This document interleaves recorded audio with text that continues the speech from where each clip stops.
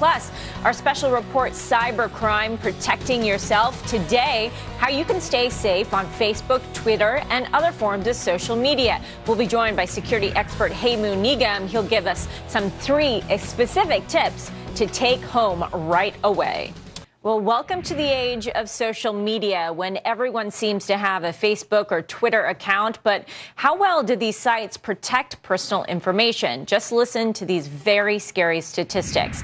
Every day, there are 600,000 attempts to hack into Facebook accounts. That means 1 every 140 milliseconds. 150,000 new malware programs are created every single day to attack you on social networks. That's an increase of 60% over last year. And twice as many people are worried more about identity theft than a physical attack on their body. So is there anything you can do to protect yourself with these very scary statistics swirling about us? Joining me now is internet security expert Hemu Nigam, the founder and CEO SSP Blue. Thank you for joining us, Hemu. Hi, Shibani. Thanks for having me. Well, I have to tell you. Go ahead. I was going to say those are shocking numbers, but I have to tell you 2011 has really been what I call the year of cybercrime. And frankly, when social media, when you have more than, 10% of the population on Facebook alone, criminals love to go where the people are. And that's where they are, and that's where they're going to go. And we see this on so many different platforms, whether it be social networks, whether it be on the mobile operating system. We just did a report earlier on today about Android. So let me ask you, Hemu, is it possible to be very socially active and yet still be safe at the same time?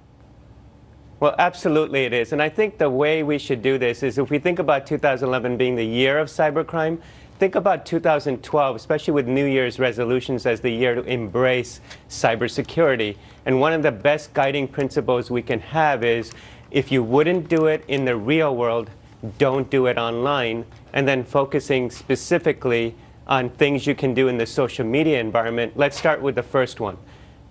Your privacy settings. A lot of us join a whole bunch of different sites and we don't actually check whether it's Facebook or Twitter or Foursquare or another site. We don't check what the defaults are, and it's really important to spend 5 minutes to control Let me your stop you. Let me own stop you. privacy. Hey, let me stop you there. What specifically does that mean? Because to our viewers, they don't understand. It's a little bit more complicated than that. So where exactly do you need to be going to change your security settings? Because I think part of the problem is that people falsely believe that when you're setting up your accounts, maybe you're inviting friends, that you already have the security mechanisms in place.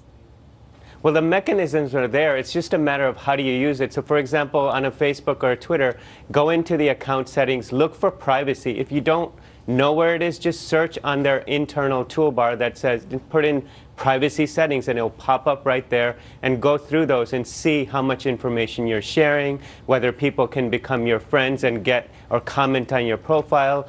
All of those different types of things have been built for your protection. You have to use them and take that 5 minutes to do so. Okay, so what's the next tip you have out there for our viewers? Well, another thing is, a lot of times when we go online, especially on social media sites, we get what I call click happy. When we see something, we click it. A friend says, hey, a store is having 99 cents off in the next hour. Click now to get your discount. You got to ask yourself, in the real world, would your friend really do that? Would they care about sending you something like that? And if that behavior doesn't seem normal, don't fall for it, because it usually means your friend has been compromised and now the bad guy is trying to get to their friend circle, hoping to spread that kind of a virus or a worm or something bad. And the last thing that, Hemu, that our viewers need to do today?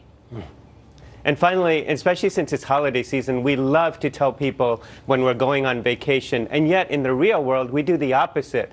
We tell people, oh, we have the garbage can removed, the paper's not in the driveway, the lights go on at night.